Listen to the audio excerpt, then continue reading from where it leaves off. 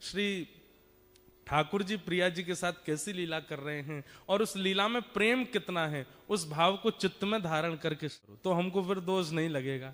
बेमतलब में काय को ऑस्ट्रेलिया बुला के दोष लगाओ, इसलिए भाव से सुनो। तो बात ऐसी है कि प्रेम का एक स्वरूप होता है कि हम प्रेमी से सबके सामने स्पष्ट नहीं बोलते। जैसे जिससे हमारा प्रेम होता है, अगर वो कभी सभा में हमको मिल जाए, बहुत सारे लोगों के साथ हमको मिल जाए, तो हम इशारा कर देते हैं। वो एक शायरी जैसी है, हाँ, नजर से नजर ने मुलाकात कर ली, रहे दोनों खामोश और बात कर ली। बस आंखों से ही हो जाती है कि ऐसे। जो भी आप लोग स्त्री पुरुष ही मत समझना, कभी कभी भाई भाई भी कर लेते हैं इशारों में बात। जैसे घर में मेहमान आते हैं, मम्मी ने समोसे मंगाए, बच्चों से कही भटक मत जाना इसके पास में, वो फूफा जी आ रहे हैं लंदन वाले, वो खाएंगे। बच्चे कह रहे, हे फूफा जी आप पेट भरे आना, खाना नहीं छोड़ जाना, तो हमको तो भी मिल जाएंगे। बाल्यकाल में बच्चों के संग ऐसे ही होता है। तो जैसे ही फूफा जी आते, बच्चे बड़े अच्छे, फूफा जी आ गए, आपके लिए समोसे बनाए मम्मी ने, बैठो। फूफा जी बैठ गए। अब जैसे फूफा जी चाय पी रहे हैं, लड्डू खा रहे हैं, समोसे नहीं उठा रहे, तो दोनों भाई इशारा करते हैं, अब तो हमको मिलेंगे, अब तो हमारे हो जाएंगे। तो ऐसे प्रेम का एक स्वरूप होता है कि आप इशारे में ही अपने प्रेमी को स्थिति बता देते हो। श्री जी और ठाकुर जी सदा भीड़ में ही रहते हैं। क्यों? श्री जी के संग 8 सखी रहती हैं और ठाकुर जी के संग 8 सखा रहते हैं, तो अपनी निज बातें कैसे हों? तो श्री जी इशारा कैसे करती हैं? अपने श्रृंगार से ठाकुर जी को इशारा करती हैं। अगर श्री जी ने नीली ओढ़नी पहनी हो तो मानो ठाकुर जी को संकेत कर रही हैं कि इस बार की पूर्णिमा पर, इस बार की पूर्णमासी पर कोई नीला तालाब, नीला सरोवर, वहां मिलेंगे, वहां लीला करेंगे, वहां रास बिहार करेंगे। फिर ठाकुर जी नीले ओढ़नी से तो समझ गए कि भाई जो है कहीं श्री जी सरोवर का संकेत करें। काली ओढ़नी हो, वैसे तो काली श्याम ओढ़नी ठाकुर जी ही धारण करते हैं, लेकिन कभी कभी श्री जी धारण कर लेती हैं, तो ठाकुर जी समझ जाए, ओहो काली ओढ़नी मतलब अमावस्या, चंद्रमा नहीं होना चाहिए। और फिर काली ओढ़नी हो, उसमें थोड़े थोड़े सितारे जैसे जड़े हों, तो ठाकुर जी समझ जाते हैं कि द्वितीया तृतीया का चंद्रमा हो जिसमें तारे टिमटिमा रहे, उसमें मिलने की आज्ञा कर रही हैं। ऐसे किशोरी जी संकेत करती हैं। अब नीली ओढ़नी है, उस पर गुलाबी वस्त्र पहने हैं, तो मानो नीला सरोवर और उसमें भी कमल खिले हों, वो संकेत है। ये 2 संकेत हो गए। अब तीसरा संकेत क्या होता है? तीसरा संकेत ये होता है कि किशोरी जी से ठाकुर जी पूछते हैं, हे श्यामाजू, अब बोलते तो है नहीं पर बस एक बार निहार के ठाकुर जी समझ जाते हैं क्या आज्ञा, अकेले आना है कि इनमें से किसी को लेके आना है। तो किशोरी जी अगर केवल एक बिंदी धारण करके आई हो तो मानो संकेत कर रही हैं अकेले आना है। और अगर कपोलन पर पत्रावली बना रखी है गोल गोल और बीच में 2 बिंदु हैं, तो ठाकुर जी दोनों कपोलन के बिंदु गिनते हैं कितने हैं। अगर बीच में 1 बिंदी और 4 दोनों तरफ हैं, तो इसका मतलब ठाकुर जी कह रहे हैं अपने सखा नहीं लाने हैं हमको, इनकी 8 सखियां ही रहेंगी, 4 हमारे पक्ष में 4 इनके पक्ष में। और मानो अगर पूरा यहां तक पूरा भर रखो है, पत्रावली अद्भुत धारण कर रखी, ठाकुर जी कह रहे हैं ओहो अब तो जरा भंडारा सबको लेके चलना है, इसमें एकांतिक नहीं है। तो ऐसे किशोरी जी संकेत करती हैं। एक दिन किशोरी जी श्रृंगार करके आई और ठाकुर जी के लिए सुंदर भाव विचार करके आई कि छाक लीला करेंगे। छाक लीला मतलब भोजन पाएंगे। और छाक लीला के भाव से किशोरी जी ने पूरा वस्त्र धारण किए। तो वस्त्र कैसे धारण किए? हरे कलर के सब वस्त्र पहने। उसका संकेत ये किया कि ठाकुर जी को संकेत कर रही हैं कहीं बगीचा में मिलेंगे। और उसमें भी केश जो हैं श्री जी के, वो बेणी गूथी हुई है। अगर बेणी पीछे है, नहीं दिख रही है, तो इसका मतलब ठाकुर जी को ये संकेत है कि वन में नहीं मिलेंगे। और वेणी अगर आगे है तो वेणी के भाव से संकेत है कि वेणी मतलब चोटी। वेणी के भाव से संकेत है कि घने वन में मिलेंगे। घने केश है ना, वो वेणी आगे है, उसमें पुष्प हो ना, तो उस पुष्प के फूल जहां खिलते हैं उस वन में मिलेंगे, ऐसे ऐसे संकेत करती हैं श्री जी। लेकिन आज सावन का दिन चल रहा था, वर्षा होती नहीं है, बादल इतने घने रहते हैं, हवा चलती नहीं है कि प्रश्वेत के कारण श्री जी का गलती से हाथ चला गया ऐसे, और जितना वो बना के आई थी भाव वो सब मिट गया। लेकिन श्री जी को इस बात का पता नहीं चला। अब जैसे ही आई तो यहाँ सब सखियां और श्री जी, यहाँ ठाकुर जी और सब सखा, अब सब आपस में कर रहे हैं, बातचीत कर रहे हैं, कछु आनंद कर रहे हैं, और ठाकुर जी सब एक एक चीज ध्यान से परख रहे हैं, क्या आज्ञा कर रही हैं। अच्छा, हरे वस्त्र पहने मतलब वन में मिलेंगे, केश आगे हैं इसका मतलब सघन वन में मिलेंगे। ओहो, जूही के पुष्प लगे मतलब जूही के वृक्ष, जूही के पुष्प जहां खिलते हैं उस वन में खिले। लेकिन किशोरी जी आज एक संकेत बना करके लाई थी जिसमें छाक का आज्ञा कर रही थी। जैसे एक तो होता है बिंदु बिंदु बिंदु बिंदु बिंदु, ऐसे पत्रावली हो तो समझो कि केवल रास होगा, आप सखा लिया ना, हमारी सखी आएंगी और रास विहार करेंगे। लेकिन उस बिंदु के भी ऊपर सुंदर सुंदर कुछ आकृति बनी हो तो उसका संकेत ये होता है कि नहीं, छाक लीला होगी। सबरे सखांत कहीं अपने अपने घर तक कछु बना के लाएंगे, हमारी सखी सब बना के लाएंगे और फिर वहां बैठ के सब पामेंगे। तो आज छाक वाला श्रृंगार किया था, वो मिट गया। तो ठाकुर जी ने जब मुखमंडल की ओर देखा तो सब मिटा हुआ। ठाकुर जी कह रहे हैं कि श्री जी आज्ञा कर रही हैं, मिलनो ही ना है, आज्ञा नहीं दे रही है मिलने की। तो ठाकुर जी किशोरी जी से कह रहे हैं, किशोरी कह रहे ठाकुर जी को समझ ही नहीं आया, बोले कि ये तो स्पष्ट बोल रही है कि मिलना ही नहीं है। अब सबके सामने बोले कैसे। थोड़ी देर वहां बैठ के सब चले गए। अब श्री जी ने सब सकीन से कहीं, तू कड़ी बना के लाइयो, तू खीर बना के लाइयो, तू रबड़ी बना के लाइयो, श्याम सुंदर आमेंगे, उनको मक्खन बहुत प्रिय, तू मक्खन निकाल के लाइयो, तू ऐसी ऐसी मोटे टिक्कर बना के लाइयो। और सब सकीन से कह दी। वहां सब सखा भी कछु कछु लेके आ रहे होंगे। सोचो कैसा प्रेम संपर्क था। ये व्हाट्सएप और इंस्टाग्राम वाला टाइम नहीं है, और ये स्वच्छंद प्रेम है, इसमें काम दूर दूर तक नहीं है।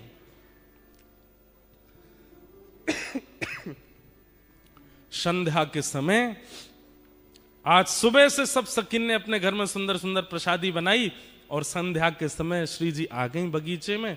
जैसा जैसा संकेत जहां का किया था उसी बगीचे में, उसी पुष्प के वन में आकर के श्री जी आके विराज गई। अब प्रतीक्षा कर रही हैं, ठाकुर जी आ रहे होंगे, ठाकुर जी आ रहे होंगे। अब जब ठाकुर जी विलंब करते हैं ना तो ललिता विशाखा ठाकुर जी की बुराई करने लग जाती हैं। अरे श्री जी, तुम भी या छलिया के चक्कर में पड़ गई हो, जे ऐसा ही है। तो श्री जी को और पीड़ा होती है कि उनकी बुराई मत करो। और फिर करते करते बुराई ऐसे कहने लग जाती हैं, हमें तो ऐसा लगे नंदगाम में कोई और गोपी आ गई है, वो और ज्यादा सुंदर है, और वाने बढ़िया अपने घर में कछु रबड़ी बनाई होगी, तो लाला महीं चलोगे और महीं पेट भर लियो। अब ये सब सुनकर के श्री जी को बहुत पीड़ा होती है। बहुत देर हो गई, ठाकुर जी नहीं आए। वहां श्री वृषभानु भवन से कीर्ति मैया आवाज दे रही हैं, अरे श्यामा, अरे लाली तू कहाँ है, जल्दी आ जा। सब सखी बोली, किशोरी जी अब जावे को समय है गयो, आज मिलन नहीं होगा। किशोरी जी के नेत्र सजल हो गए, जा रही हैं। और रास्ता में अब पूरे निर्णय कर लिए, आन दो कल, अब नहीं मिलूंगी इनसे, आज के बाद कोई संकेत नहीं करूंगी, आज के बाद कभी नहीं मिलूंगी, और आज के बाद यूं करूंगी त्यों। सब मन में विचार कर लियो। क्रोध में जाकर के जितनी सामग्री बनाई वो पाई भी नहीं। रात्रि में विशाखा ललिता दोनों सेज सजा रही हैं श्री जी का। तब श्री जी आज्ञा करें, ये जितनी सामग्री बना के लाए हो ना, कुछ पाया तो नहीं? बोले नहीं, कुछ भी नहीं पाया, सब धरो है श्री जी, आपने भी नहीं पाया, पालो। बोले नहीं, सब बंधवा के। और हमारे बरसाने में पूर्णमासी है, एक पूर्णमासी है, वो नंदगांव भी जाती है, बरसाने भी रहती है। बोले उसके हाथ सब भिजवा दो नंद भवन, वही के यहां भिजवा दो, लाला पाले को। क्रोध में जैसे किसी ने आपके लिए बढ़िया घर में व्यवस्था करके रखी, आप नहीं गए तो वो फोटो खींच के भेजता है, ले ये सब करके रखा था मैंने तुम्हारे लिए, फूल मंगा के रखे थे, ये करके रखा था, तुम आए नहीं।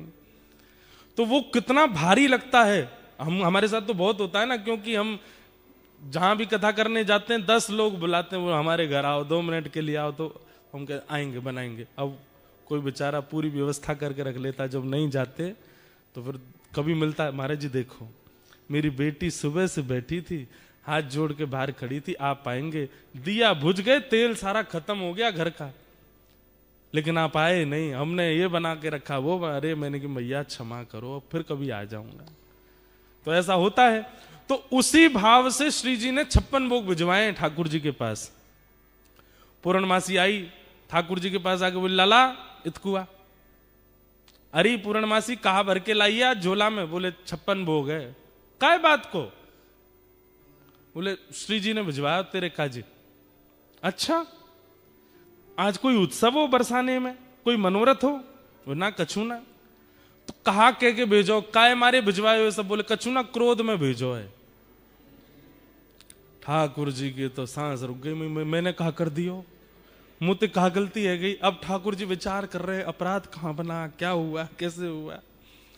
तब अगले दिन फिर ऐसा नहीं है कि मिलते हैं एक ही जगह, यहां ठाकुर जी गैया चराने जाते हैं, श्री जी और सब सखियां जो हैं वो दही बेकन के लिए सब सखियां जाती हैं, श्री जी उनके संग जाती हैं, बीच में कहीं भी मिल लेते हैं और थोड़ी वार्ता हो जाती है। तो आज श्री जी रुकी ही नहीं, ठाकुर जी सामने से आ रहे हैं और श्री जी चलती चली गई।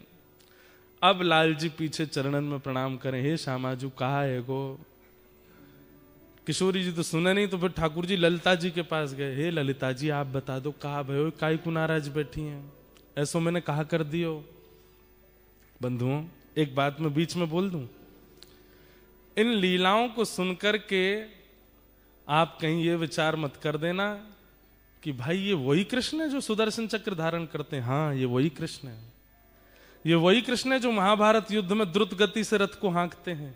ये वही श्री कृष्ण है जो विराट रूप धारण करके सहस्त्र शीर्षा पुरुषः सहस्त्राक्षः सहस्त्रपात, 1000 मुख 1000 हाथ 1000 चरण जिनके प्रकट हो जाते हैं, ये वही श्री कृष्ण है। लेकिन व्रज वृंदावन में अपने प्रभाव को छुपा देते हैं, स्वभाव में रहते हैं।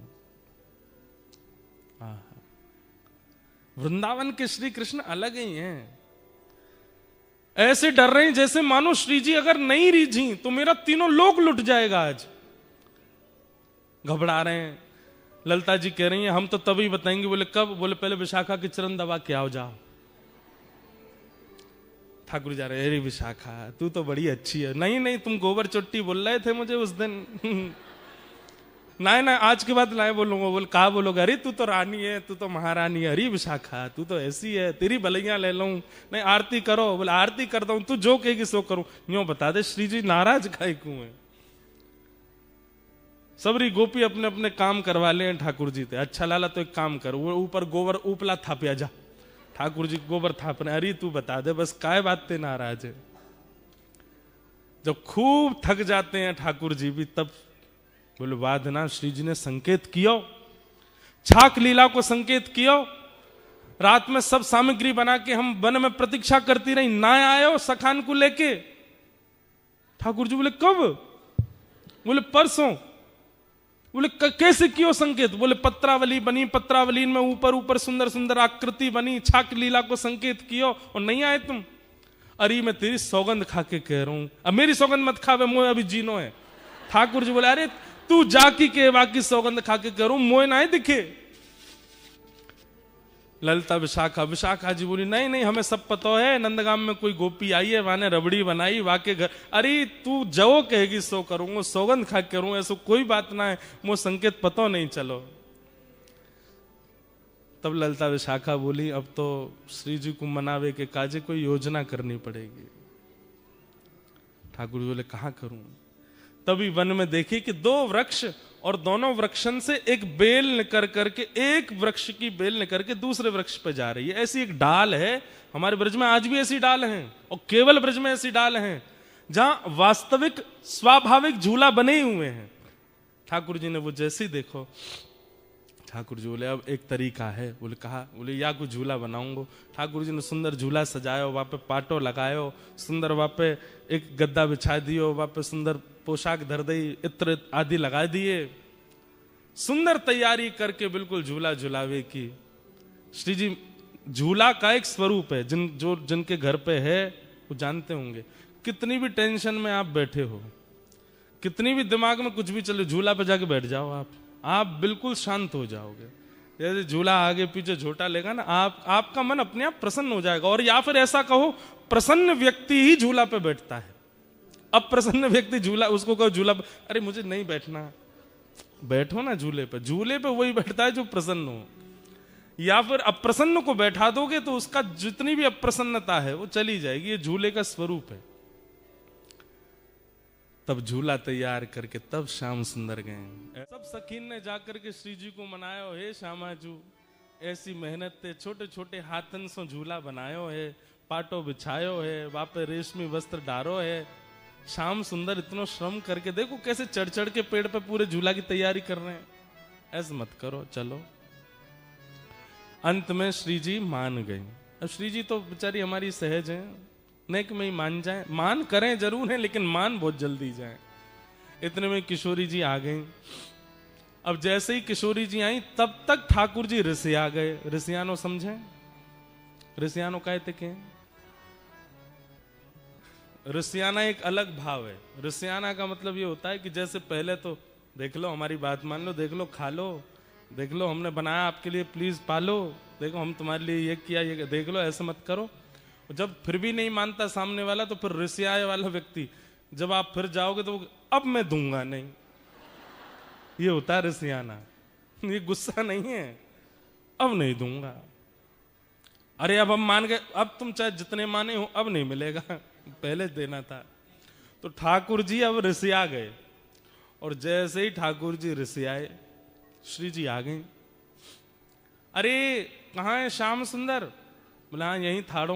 कहाँ? पाटो काई को उठा लियो या मैं तो झूला में तो पट्टा उठा लियो ठाकुर जी ने, वो धर दो ना ना, हमारो झूला, हमारो पाटो, हमारी सजावट, हमारे हाथ से भाई हम ही झूल लेंगे, ले जाओ अपनी श्री जी को। अरे बड़े घर की हैं, इनको बड़े घर की चाहिए, ले जाओ, हमें हमने। अरे देखो ऐसे मत करो, बड़ी मुश्किल से तो मना के। बोले मोह ना मनानो, ले जाओ, वापस ले जाओ इनको, मैं अकेला ही झूल लूंगा यहाँ पे। तो अब यहाँ पे दूसरा विवाद हो गया। श्री जी और ठाकुर जी दोनों में थोड़ी सी होड़ है गई। तो श्री जी बोली, अब तक तो बोली नहीं, श्री जी बोली मैं तो यहीं पे बैठूंगी और यही पाटे पे बैठूंगी। ठाकुर जी बोले कोई जिद है? मैंने बनायो, मेरो पाटो, आप कहीं को बैठोगे? बोले मैं तो बैठूंगी, तुम जाके दिखाओ यहाँ पे। ठाकुर जी जान लगे तो सखीन ने घेर लिए। बोले जान नहीं देंगे, हाथ पांव बांध के पकड़ के बंसी वंसी तोड़ ताड़ के धर देंगी तुम्हारी, हमारी श्री जी बैठेंगी अब तो। बड़ी मधुर लीला। तो फिर ठाकुर जी बोले अब ठीक है बैठेंगी, लेकिन वो बात होती है ना जैसे छोटे बच्चों में होड़ होती है, नई कुर्सी लाए पिताजी। तो कई बच्चे ऐसे होते हैं कि कुर्सी खुलेगी तो पहले मैं बैठूं, जो कोई और बैठ जा तो वो इसी बात पे ही रोने लगते हैं कि ये क्यों बैठे, अरे तू अब बैठ जा। अब नहीं, मुझे पहले बैठना था। अब ठाकुर जी बोले मैं पाटो तो लगा दूंगा पर पहले मैं बैठूंगा। श्री जी बोली ललता जी कह दो इनसे। बोले बैठूंगी तो मैं ही पहले। ठाकुर जी बोले मैं पाटो लगा दूंगा, इन्हें झूलना, ये झूल लें, पहले मैं झूल के चलो जाऊंगा तब ये झूलेंगी। अब तो ऐसी स्थिति बन गई, सब सखी सब तो ललता जी बोली एक काम करेंगे। बोले क्या? एक प्रतियोगिता रखते हैं, उस प्रतियोगिता में जो पार हो जाएगा वो पहले बैठेगा। ठीक है, हाँ हाँ।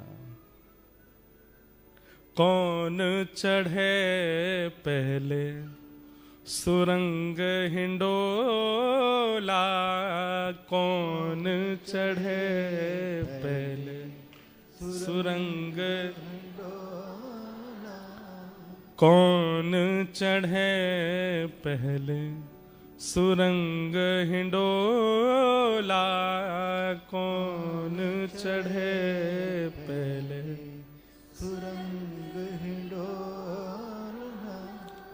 सोई करत मनुहार हिये हित सोई करे, मनुहार हिये रमक देत जोरा जोरा, रमक देत जोरा जोरा। ललिता विशाखा जी बैठ गई एक कोने में जाके, बोले अब आप दोनों कुछ करो जिससे हम रीझेंगे, उसको पहले बैठाएंगे। तो किशोरी जी बोली मैं बाद में करूंगी, पहले इनते करवाओ, ये जो करेंगे उसका काट मैं करूंगी। तो ठाकुर जी बैठ गए तुरंत और कहा करन लगे, गावत राग तान मधुर स्वर, गावत राग तान मधुर स्वर, गावत राग तान मधुर स्वर, गावत राग तान मधुर स्वर। और कैसा गा रहे हैं? कोटि काम चित चोरा। ये श्री हरिराय महाप्रभु जी का पद है, उनकी छाप पदों में होती है रसिक प्रीतम।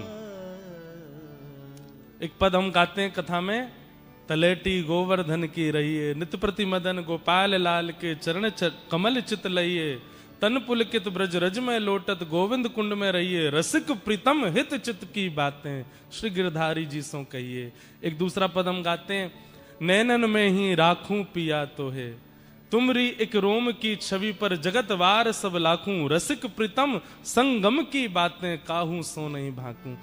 ऐसे ही हम जब पद लिखते हैं ना, हमारे लाल जी जब कोई अनुग्रह करवाते हैं, एक लीला सुनाएंगे जो लाल जी ने प्रकट करी है, गिरधर लाल जी ने।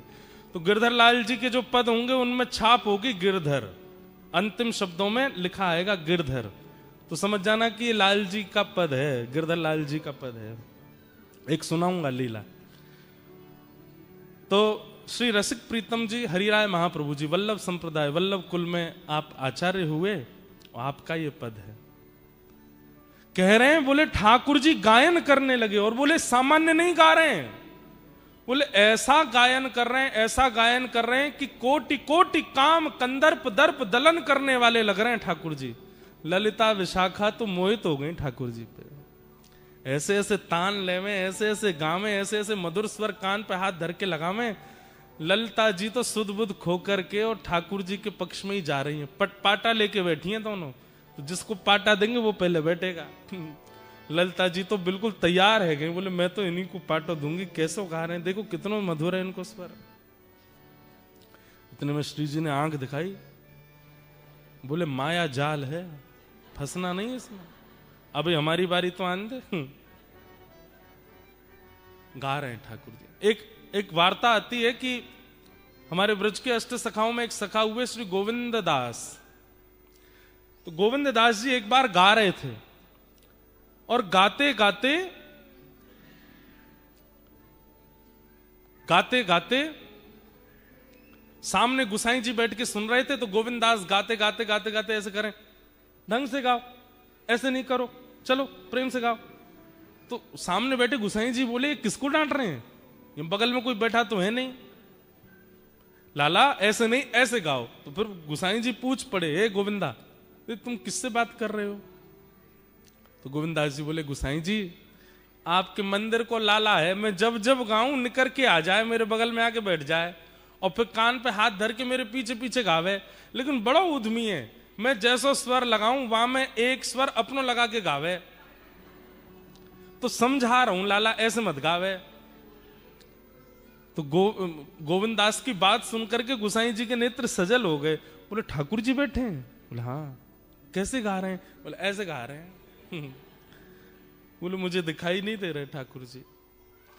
अरे रुको मैं कहूं इनते अभी दिख, नहीं नहीं नहीं, उनको संकोच मत कराओ, वो सहज हैं, उनको जैसे सहज हैं बैठने दो, मेरी वजह से उनको संकुचित मत करो।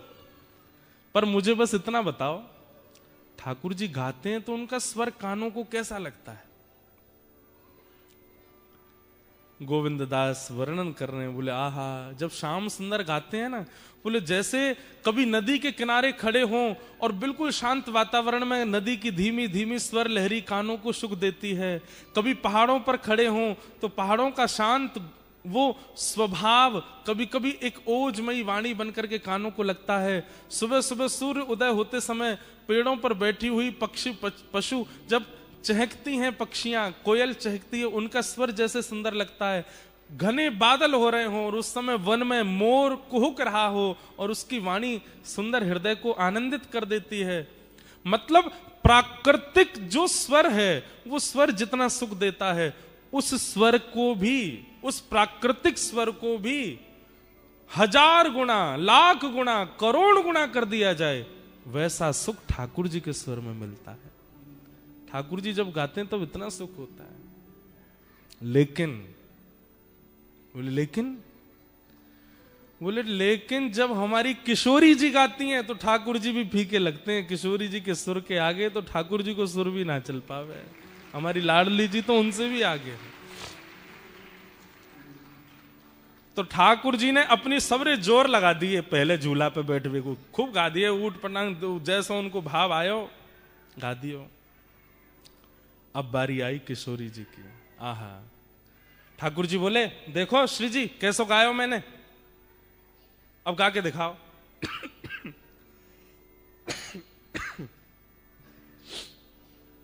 अब ठाकुर जी तो गा रहे थे ललिता विशाखा की ओर मुख करके। किशोरी जी बोली अब मैं गाऊं। किशोरी जी बैठी ठाकुर जी की तरफ मुख करके, सामने ठाकुर जी बैठे हैं और किशोरी जी उनकी आंखन में आग डाल करके, और जैसे ही गानो प्रारंभ कियो, श्री जी को पहलो स्वर लगते ही ठाकुर जी तो मंत्रमुग्ध है गए। और ललिता जी के पास जाके बोले पाटो दियो, और पाटो ले जा करके लगायो। श्री जी गा रही हैं, अपने अंक में श्री जी भर के उठाए ली और ले जा करके पाटे पे विराजमान कर दी है। की जय। रसिक प्रीतम यह होड़ पिया परी, रसिक प्रीतम यह होड़ पिया परी। और फिर क्या कर रहे हैं ठाकुर जी? ठाकुर जी के स्वर की प्रशंसा तो ललिता विशाखा ने करी है, लेकिन किशोरी जी के स्वर को सुन के ठाकुर जी ने पाटो लगायो, किशोरी जी को बैठा दियो और दूर से कोई तृण लेकर के आए और कहीं हमारी नजर नहीं लगे, ऐसे तृण तोड़ करके और किशोरी जी की बलैया लेने लगे। श्री जी को झूला पे बिठा दियो। बोलो झूला बिहारिणी बिहारी जू सरकार की। रसिक प्रीतम यह होड़ प्रिया परी, रसिक प्रीतम यह होड़ प्रिया परी। रीझ देत तृण तोड़े, रीझ देत तृण तोड़े। ऐसी हमारी किशोरी जी और ठाकुर जी की ये। और फिर ठाकुर जी झुला रहे हैं श्री जी को, इतने में ललिता विशाखा सब सखियां आ गईं और फिर ठाकुर जी को भी पकड़ करके इन्होंने बैठाए दी और दोनों युगल बिहारी बैठ गए। और जैसे ही दोनों बैठे, अब सब सखियां ठाकुर जी को झूला झुला रहे हैं। यह है झूला उत्सव की लीला। पहली बार आज तक के हमने अपने जीवन में यहां सुनाई है, ऑस्ट्रेलिया में। वाह। ऐसे हमारी किशोरी जी और ठाकुर जी। ये अब हमारी बात ध्यान से सुनो। ये जो लीला सुनी है, इस लीला का चिंतन कीजिए और चिंतन करने के बाद आप नाम जप में बैठिए। अब इसी लीला का और विस्तार सोचिए। जैसे अभी इतनी लीला हमने सुना दी, अब इस लीला में और आप विचार करो और क्या हुआ होगा और कैसे रहा होगा। एक बार में नहीं आएंगे विचार, और मनगणित विचार नहीं होने चाहिए, कुछ भी सोचने लग जाओ, ऐसा नहीं। ऐसा विचार जिस विचार के चिंतन से आपके नेत्र सजल हो जाएं, आपके रोंगटे खड़े हो जाएं, तब समझना कि जो आपने विचार किया है जो आपके चिंतन में भाव आया है वो हुआ है, तभी आपको स्पर्श कर रहा है। इसी को कहते हैं हमारे ब्रज के भाव में मानसी भक्ति। कौन सी भक्ति? हाँ, ये ऐसे आसानी से नहीं आती है। इसके लिए खूब नाम जप करना पड़ता है, खूब साधन करने पड़ते हैं, खूब हृदय को पवित्र करना पड़ता है, तभी ये लीलाएं हृदय में प्रकट होती हैं। और हृदय से ये कोई पड़ी हुई लीला नहीं है कहीं से, ये मानसी की लीला है, मानसी की लीला है, मानसी के भाव है। और ये सबके सामने बताने के नहीं होते हैं। हमने बोल दिया है, आपने सुन लिया है, अब आप विचार करके इसको हृदयस्थ रखना। जो लोग कहते हैं हमारा मन बहुत भटकता है, हमें मन में एकाग्रता नहीं आती, हमारा चिंतन नहीं बन पाता, नाम जप में निष्ठा नहीं बन पाती, करो ऐसी लीलाओं को चिंतन करो, और इन लीलाओं के चिंतन से मन एकाग्र होगा। आप अनुभव करेंगे लीला का चिंतन करके, और फिर नाम जप में बैठिए, कितनी देर नाम जप हो जाएगा और कितनी माला हो जाएंगी आपको पता ही नहीं चलेगा। आप क्या है, नाम का ध्यान करके और मालाओं की गिनती करते हो, इसलिए मन नहीं लगता।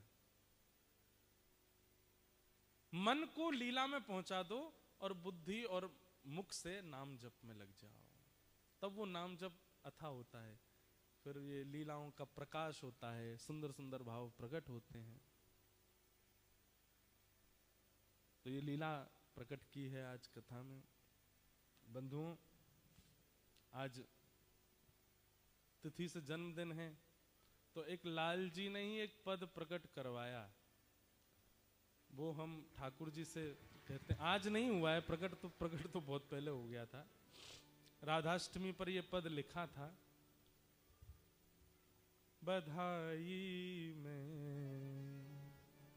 हम ठाकुर जी से कहते हैं कि हे श्याम सुंदर, दीजो श्री व्रज धाम बधाई में, दीजो श्री व्रज धाम। हे लाला, आज जन्मोत्सव की आप कुछ बधाई देना चाहते हो, हमको दुनिया दे रही है, आप कुछ देना चाहते हैं तो एक ही बधाई चाहिए। क्या? बधाई में दीजो श्री व्रज धाम बधाई में, दीजो श्री व्रज धाम, दीजो श्री व्रज धाम, दीजो श्री व्रज धाम, दीजो श्री व्रज धाम, दीजो श्री व्रज धाम, बधाई में दीजो श्री व्रज धाम, बधाई में दीजो श्री व्रज धाम। या जन्म में तो कृपा है गई कि हमारो जन्म ब्रज में ही भयो, और ऐसे पिता माता के यहाँ भयो। वैसे तो डे से हमारा जन्मदिन 7 अगस्त को आएगा, वो हम भारत में मनाएंगे, पर तिथि वाला आप लोगों के संग मना रहे हैं आज। ठाकुर जी ने कृपा की कि इस देह को व्रजवास दिया, ब्रज में ही जन्म हुआ, और इतनी कृपा करी ऐसे कुल में परिवार में हमारे पूज्य पिताजी महाराज, जिनकी कथा सुनता है, ऐसी माता जी प्रदान करी। फिर इतने में भी ठाकुर जी ने कथा कहने का गुण दे दिया। अब जैसी भी कहते हैं टूटी फूटी कह लेते हैं, और इतने में भी फिर ठाकुर जी को मन नहीं भरा तो स्वयं की सेवा भी दे दी, सेवा भी कराने सब जगह संग चलते हैं। आपको पता, हम विदेश लाना नहीं चाहते इनको, विदेश लाने में हमको थोड़ा कष्ट होता है। कष्ट का कारण है सिक्योरिटी, इमिग्रेशन जो होते हैं ना, उनको कैसे बताएं ये कौन है। जब स्कैन करवाने के लिए देने पड़ते हैं, एक तो वो ट्रे में देना पड़ता है, उस ट्रे में लोग सब करते भी हैं, तो एक वस्त्र रखते हैं, उस पर थोड़ा वो कर देते हैं, उसको थोड़ा जल से साफ कर देते हैं, उसमें ठाकुर जी को विराजमान करते हैं, फिर निकलते हैं स्कैन होके। निश्चित है बहुत कम एयरपोर्ट्स पे ऐसा होता है कि ये फ्री पास हो जाए, नहीं तो ये वहां चले जाते हैं अंदर वाले सेक्शन में। और मोस्टली यहाँ पे सिक्योरिटी चेक में माताएं ही होती हैं, हम तो यूँ कहे मैंने लाला जी गोपी ना है तो तुम यहाँ के पास चले गए हो। अब फिर वो पूछते हैं what's inside, doing like this. अब उसको क्या बोलूं मैं, क्या है। फिर अब मैं उस समय ये विचार करता हूं इसने कभी कोई पुण्य किया होगा, इसको दर्शन फिर खोल के दर्शन हो जाते हैं उसको। ओह आई सी। तो कभी कभी वो बेचारे ऐसे करते हैं, कभी कभी पूछते ही नहीं है, दोबारा से उठा करके फिर से धर देते हैं, चेकिंग करनी पड़ती है, वो बहुत कष्टदायी लगता है। फिर उसके बाद फ्लाइट में गोद में रख के नहीं बैठने देते, बोले इनको ऊपर रखो। फिर हमने उसका भी एक दूसरा उपाय ढूंढ लिया, गले में पहन लेते हैं, ठाकुर जी को ऐसे पटका रख लेते हैं, यहाँ पहन के रह लेते हैं। उसमें भीतर घूमे, अंदर जाली सी बनी है, उसमें से ठाकुर जी टुकुर टुकुर देखते रहते हैं बाहर। पर कहीं कहीं अलाउ कर देते हैं तो आ जाते हैं गोदी में भी। इस बार तो सब हमारे पलटन पूरी संग है, हमेशा तो मैं अकेला ही गया हूं, मैंने कैसे कैसे लाल जी रखे हैं मुझे पता है। तो बिजनेस क्लास में होते हैं वहां तो नहीं कहते कुछ भी, पर इकोनॉमी में तो फिर ठाकुर जी को कष्ट हो जाता है। अब आप कहोगे तो फिर लाते ही क्यों। अब ये हमने भी इनको विचार किया। पिछली बार हम विदेश आ रहे थे आराम के लिए, घर में सेवा एक बालक करते हैं, सबको आती है सेवा, वहां होती है। हमने कहा ठाकुर जी आप तो सेवा कराओ घर पे, हम जा रहे हैं 10-15 दिन थोड़ा आराम करके आते हैं। 2-3 महीना से बहुत भागदौड़ हो गई। रात में ही जिनके यहाँ जाना था उन सब के यहाँ कुछ कुछ घटनाएं घटने लगी। किसी की माताजी बीमार हो गई, किसी को जॉब से फायर कर दिया, किसी के कुछ हो गया। अरे भैया वहां तो जिन जिन के यहाँ मेरा जाना निश्चित था कि प्रवास के समय एक दिन इनके यहाँ जाएंगे, 2 दिन उनके यहाँ जाएंगे, 1 दिन उनके यहाँ जाएंगे, सब के यहाँ कुछ ना कुछ भूचाल आने लगे। और लगभग ये हुआ कि कल हमको कैंसिल ही करना पड़ेगा जाना, क्योंकि सब जगह अस्त व्यस्त, कहाँ जाएंगे। सुबह सुबह उठ करके मैं माँ से बोल रहा था, मैंने मम्मी शायद कैंसिल करना पड़ेगा, अब तो वहाँ सब ऐसे हो गई है बात, इसके यहाँ ये हो गया, उसका, मैंने एक साथ सबके यहाँ बिगड़ गई बात। और सोचते सोचते मैंने कहा अरे कहीं ऐसा तो नहीं कि इनसे हमने मना कर दिया है कि आप मत चलो, इसलिए ये ऐसी व्यवस्था कर रहे हैं कि मैं ना गया तो तू भी नहीं जाएगा। तो फिर हमने बस इनसे जाके कहा, मैंने देखो आप चल दो, हम तो आपके सुख के लिए कहते हैं, वहां आपको दूध नहीं मिलता गैया का, अब यहाँ गाय तो होती नहीं, दूध कहाँ से मिले।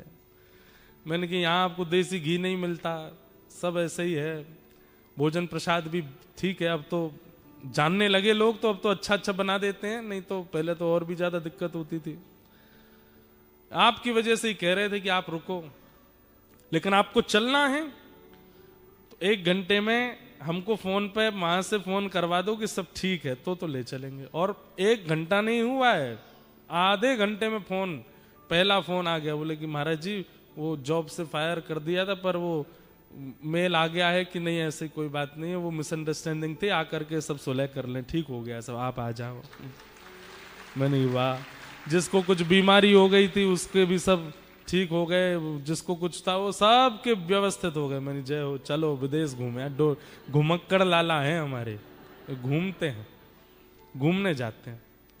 कई आचार्यों ने मुझसे मना किया, बोले ठाकुर जी का अपरस भंग होता है, आप विदेश मत ले जाओ। मैंने कहा आप समझा दो, नहीं चला करें, मेरो जानो बंद करवा देंगे अगर नहीं ले गए तो इसलिए हमारे ठाकुर जी संग चलते हैं। लेकिन हम इनसे प्रार्थना करें कि हे नाथ, इस बार तो आपने कृपा करके ब्रजवासी बना दिया, मानव बना दिया, लेकिन हम आपसे बधाई में ब्रजधाम अगले जीवन के लिए मांग रहे हैं कि हे नाथ, जिनको इस जन्म में नहीं मिला वो इस जन्म के लिए मांग लो, जिनको मिल गया वो अगले जन्म के लिए मांग लो। लेकिन कहीं अगर आप हमको मानव ना बनाना चाहो, किसी कारण से हमको किसी और योनि में भेजना चाहो, तो भी हम आपसे प्रार्थना कर रहे हैं।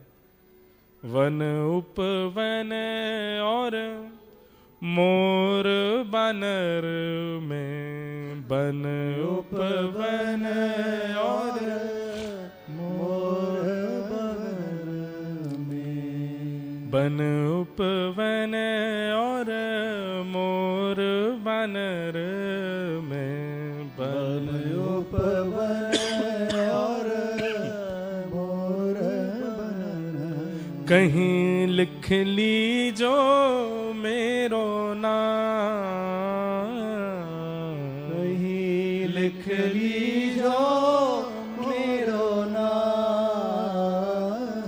बधाई में दीजो श्री ब्रज धाम, बधाई में दीजो श्री ब्रज धाम। सघन कुंज में रमण करो हरि, सघन कुंज में रमण करो हरि, सघन कुंज में रमण करो हरि, सघन कुंज में रमण करो हरि, निरख निरख बलि जाओ, निरख निरख बलि जाओ, बधाई में दीजो श्री ब्रज धाम, बधाई में दीजो श्री ब्रज धाम। चरण शरण रखो गिरधर प्यारे, चरण शरण रखो गिरधर प्यारे। आप इतना बढ़िया गा रहे हैं, भारत चल दो हमारे साथ। ये ऑस्ट्रेलिया से ही है ना, ये भगीरथी जी हैं, बहुत अच्छा गाती हैं। हमारे प्रेम जी और ये गा रहे हैं दोनों, तो ऐसा लग रहा है कि दो गंधर्व जन बैठे हैं, मधुर स्वर, क्या आनंद आ रहा है। ऑस्ट्रेलिया वाले सुख तो बहुत दे रहे हैं हमको, अब लग रहा है कि यहीं आते रहेंगे, बसेंगे नहीं। चरण शरण रखो गिरधर प्यारे, चरण शरण रखो गिरधर प्यारे, चरण शरण रखो गिरधर प्यारे, चरण शरण रखो गिरधर प्यारे। हे चरण शरण रखो गिरधर प्यारे, चरण शरण रखो गिरधर प्यारे, हाँ चरण शरण रखो गिरिधर प्यारे, चरण शरण रखो गिरधर प्यारे। श्री नंद गोप के दुलार, नंद गोप के दुलार, बधाई में दीजो श्री ब्रज धाम, बधाई में दीजो श्री ब्रज धाम। तो ऐसे भाव हैं। अब बंधुओं, एक हम अपने जन्मोत्सव पे आपको एक बधाई दे देते हैं। भक्ति पथ ऑस्ट्रेलिया के द्वारा अब रजिस्टर्ड हो चुका है, यहाँ पर उसकी स्थापना हो चुकी है, लेकिन ऐसा एक मन में भाव आया, मैं जहाँ कहीं भी गया ऑस्ट्रेलिया में, वहाँ पर अधिकतर हमें एक बहुत बड़ा ठाकुर जी की कृपा है कि हमारे श्रोता नहीं है, भावुक हैं। हमारे श्रोता सब भावुक श्रोता आते हैं, जितने भी आते हैं वो सब मेरे को अधिकतर यही कहते हैं, मिले महाराज जी, हमको ब्रज मिल जाए, हमें ब्रजवास हो जाए, हमें श्री जी वृंदावन बुला लें, बरसाना बुला लें, ऐसी कृपा हम पर करो। तो फिर चिंतन हुआ क्या करना चाहिए। आज तक हमने कुछ ऐसा किया नहीं, केवल कथा ही कथा करते हैं, कुछ योजना अपने श्रोताओं के लिए नहीं बनाई, या वैष्णवों के लिए कोई ऐसी स्थान या योजना का कोई भाव मन में आया नहीं। तो फिर इस बार मन में ऐसी एक योजना बनी है कि ऑस्ट्रेलिया में पथ ब्रज का निर्माण होगा, और यहाँ एक सूक्ष्म ब्रज बनाएंगे। और वो ब्रज कैसा होगा?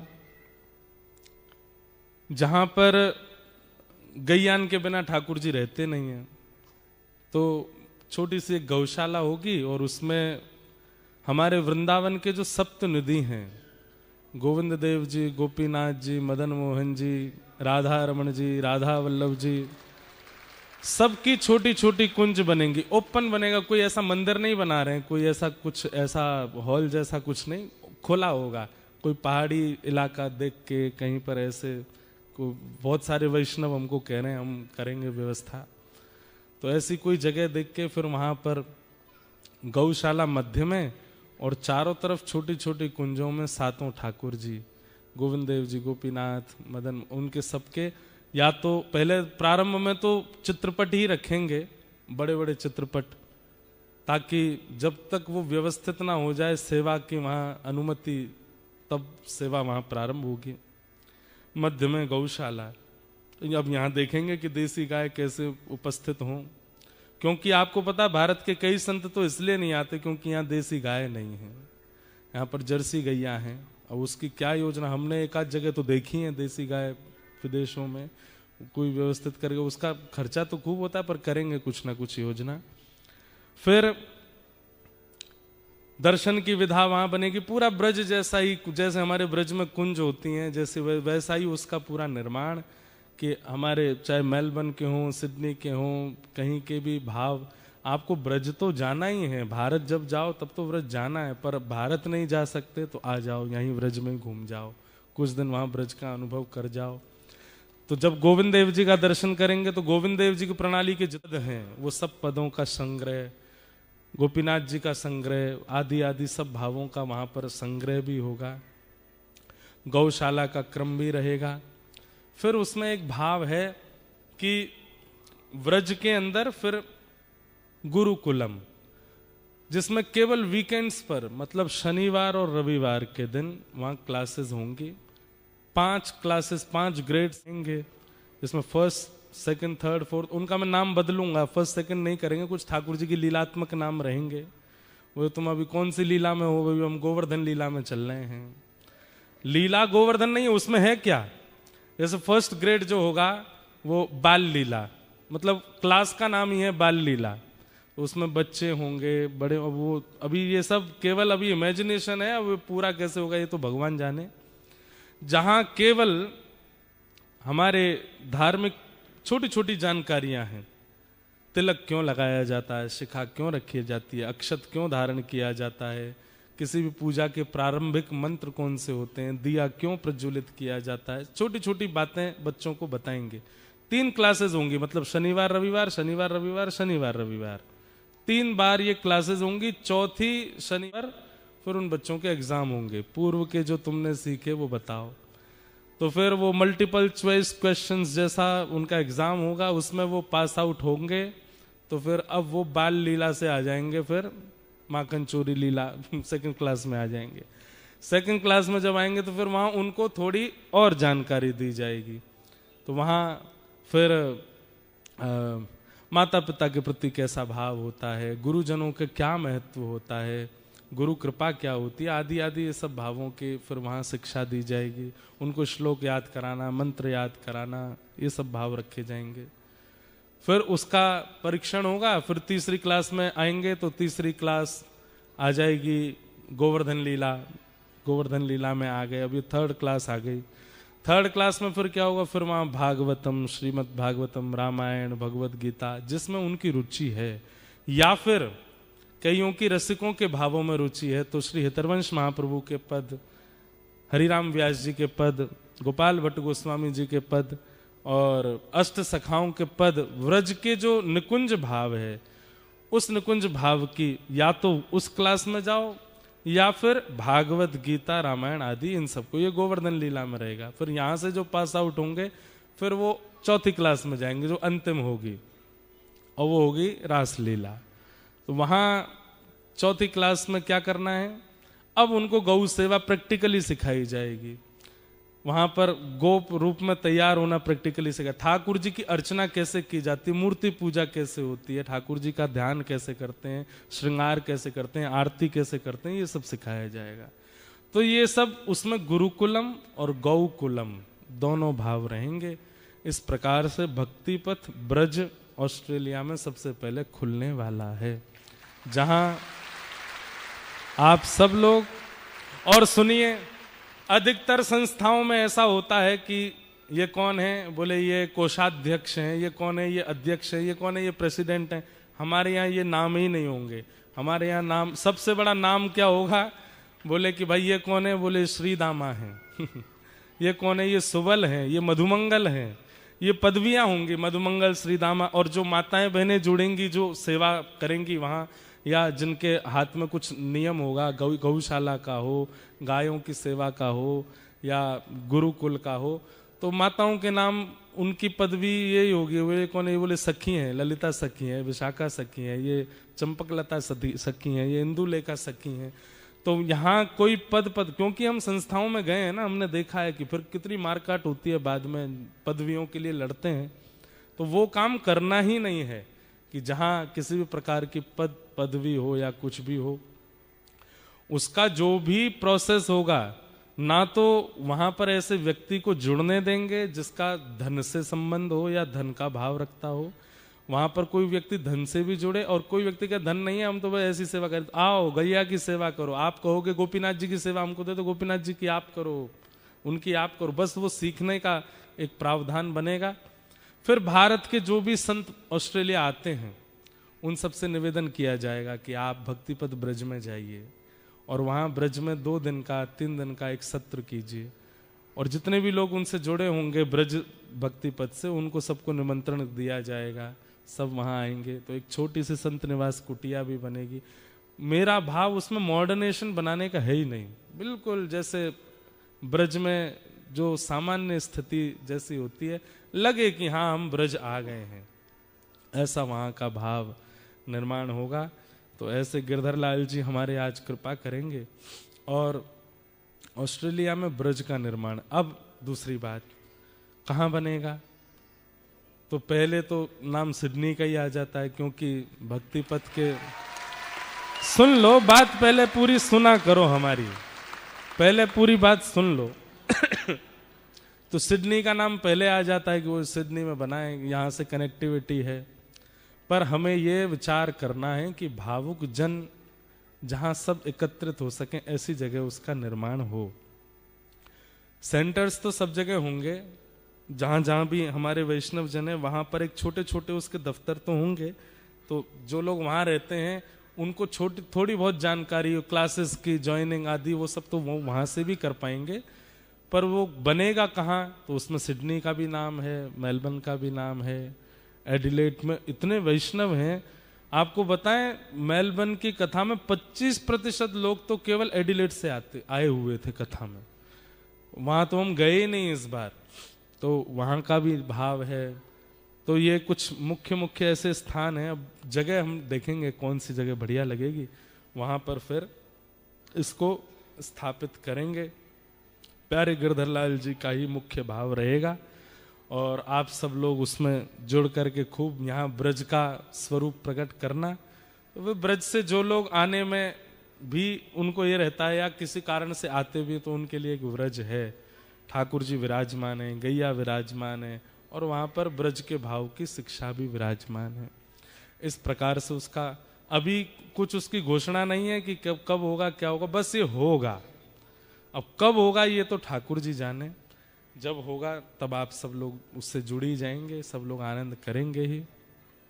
तो ये एक जानकारी है। फिर यहाँ से और जहाँ जहाँ विदेशों में जाते हैं, वहाँ वहाँ ये व्रज की स्थापना छोटे छोटे रूप में होगी, और फिर लाल जी कृपा करेंगे तो उसका विस्तारीकरण, विस्तार रूप होता रहेगा।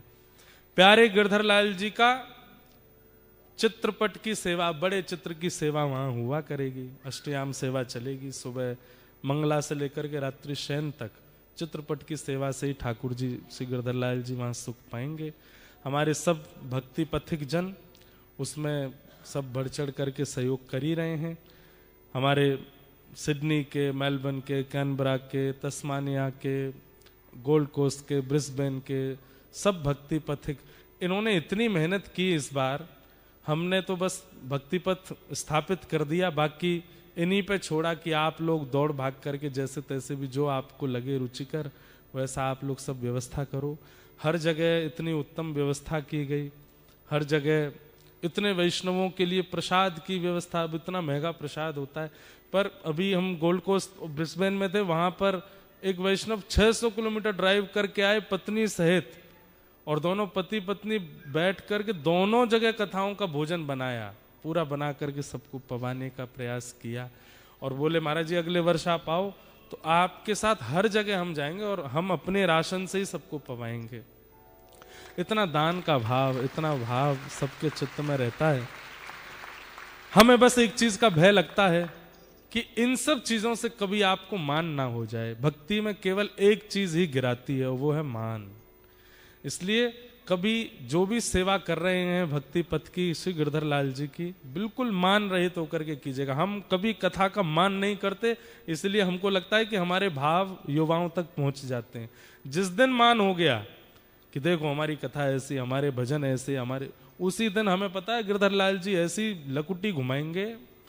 बोले मान करे दारी के, तेरे गरे में मैं ही बैठा हूं तो मैं ही बुलवा रहा हूं, तू कौन है, तू क्या कर सके। और ये बात सत्य है, ठाकुर जी ही करवा रहे हैं। आपको भी कभी अपने ऊपर मान नहीं करना किसी भी भाव का, कि सेवा हमने कराई, ये कथा हमने कराई, ये भाव हमने किया। आप सब जितने भी यहाँ लगभग सब बैठे हैं, जितने भी अभी भक्ति पथिक हैं, हम आपसे प्रार्थना करेंगे अब आप जो भी करोगे उससे नाक हमारी कटेगी और बचेगी। तो इसलिए ये सोच समझ के करना कि हम क्या करें क्या ना करें। गिरधर लाल जी की नाक है हमारे ऊपर, इसलिए बहुत सावधानी के साथ में। अभी तो प्रारंभ है, प्रारंभ में कई बार ऐसा होता ठाकुर जी ज्यादा चकाचौंध दिखा देते हैं, कई बार परखने के लिए कि देखें तो सही कि तुम उठोगे कि गिरने वाले हो।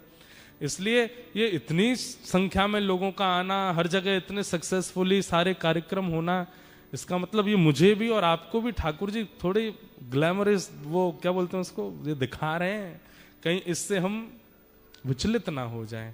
अभी ठाकुर जी की बहुत सेवा करनी है और ये सेवा जीवन भर हम करते रहेंगे। तो भक्ति पथ ब्रज बहुत जल्दी तैयार होगा, और वो कब तैयारी उसकी शुरू हो रही है, कहाँ हो रही है, कैसे हो रही है, ये हम ना तो सोशल मीडिया पे बताएंगे, ये ना हम आपको वीडियो के माध्यम से बताएंगे, हम ऑस्ट्रेलिया आके बताएंगे। तो अगली साल तो आना ही है, अगली साल तो निश्चित है कि आना है, लेकिन इस एक साल के बीच में अगर यहाँ योजनाएं व्यवस्थित हो गई, इस एक साल के बीच में अगर ये व्यवस्था बन गई कि इधर भक्ति पथ व्रज का स्थापन होगा, इतने लोग जुड़ करके सब वहाँ अपना सहयोग दे करके सब करा रहे हैं, तो फिर बीच में समय निकाल के 3-4 दिन के लिए ऑस्ट्रेलिया बीच में भी आ सकते हैं। और फिर आप सबका हम आह्वान करेंगे, भैया यहाँ भक्ति पथ व्रज बन रहा है, सब लोग आ जाओ, और वहाँ आप सब लोग आ जाना। फिर मिल कर के एक सूक्ष्म छोटा सा एक व्रज, जहाँ गोवर्धन हो, यमुना जी हो, गैया हो, ठाकुर हो, बिल्कुल ऐसा लगे कि जब कभी मन हो वहीं पहुँच गए हैं, सेवा में लगे हैं, संतों का आना जाना लगा रहे, इस भाव से उस स्थान का निर्माण करेंगे। और भी कई योजनाएं, कई भाव चित्त में हैं, सब हमारे भक्ति पथिकों के साथ साझा करके उसको हम करवाएंगे।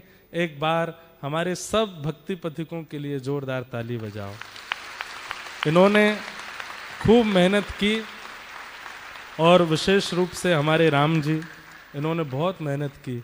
साथ में हमारे जितने भी भक्ति पथिक हैं, इन लोगों ने खूब परिश्रम किया। मेलबर्न वाले सब यहाँ, बताओ सिडनी में कथा, पर मेलबर्न से दौड़ के आए हैं यहाँ सब संभालने के लिए। इतने अच्छे हैं सब लोग, इनके भाव भी बने रहें। हमारे ब्रिस्बेन गोल्ड कोस्ट वाले तो संगी आए, तस्मानिया वाले भी यहाँ बैठे हैं। वो तस्मानिया देखो बिल्कुल अलग हटकर के स्थान है, पर वहाँ पर भी एक दिन का सत्र हुआ, और वहाँ भी इतने सारे करीब 300-400 वैष्णव वहां भी इकट्ठे हुए, सबकी प्रसादी हुई, सबका। और सबसे बड़ी बात है, आप लोगों की व्यवस्था आप अपने आप मैनेज कर ले तो हम ब्रजवासी इनको संभालना बहुत मुश्किल काम है। ब्रजवासी इनके नखरेन को झेलना बहुत कर्रो काम है। हम ब्रजवासियों को इतना सुख सबने दिया, इसके लिए हम बहुत बहुत बढ़िया आप सबके लिए। हमारे बंटी जी, इन्होंने भी इतनी सेवा, सब जगह हमारे सब जो सब संगीतकार आदि हमारे सबके इतने 30 लगेज के सामान सबको व्यवस्थित करना। फिर हमारे धर्म जी हैं अपने मेलबर्न से, उन्होंने भी इतना सेवा भाव सब जगह रखा है। अब नाम तो फिर कई हमको टेढ़े हमें नहीं बोल रहे नाम, हमने भी किया था तो यही तो नहीं चाहिए कि नाम बोलें, इसलिए हम बोलते ही नहीं है। इसलिए भूल जाना किन किन का नाम बोला, नाम हम जानते नहीं कौन नाम है। तो इसलिए भक्ति पथिक हैं बस। और हमारा एक ही उद्देश्य है भैया, हम चल रहे हैं भक्ति के मार्ग पे। उद्देश्य है कि श्यामा श्याम के प्रियालाल जी के प्रत्यक्ष दर्शन का अनुभव प्राप्त हो। तो ऐसे ऐसे भाव हैं, आप सब लोग इससे जुड़िएगा और अपनी अपनी योजनाएं बताइएगा। किसी के मन में अगर कोई और अच्छी योजना आवे कि ऐसे हम इसकी स्थापना कर सकते हैं, यहाँ के युवाओं का भविष्य सुधार सकते हैं, तो आप लोग अपनी योजनाएं भी बताइए, हमारे सब भक्ति पथिकों से साझा कर देना। बोले हमारी ऐसी योजना है, महाराज जी को बताना, हम ऐसे सहायता कर सकते हैं, हमारा ये भाव है, आदि आदि सो भी आपको लगे वो सब आप लोग कीजिएगा। आज प्यारे गिरधरलाल जी पधारे हैं और 56 भोग का मनोरथ होना है।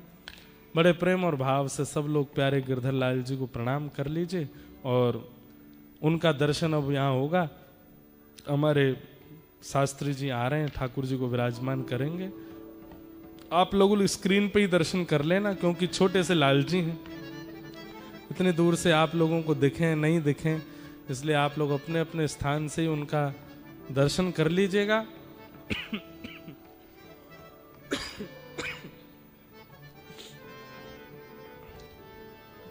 मधुर ठाकुर जी के 56 भोग का हम लोग दर्शन करेंगे।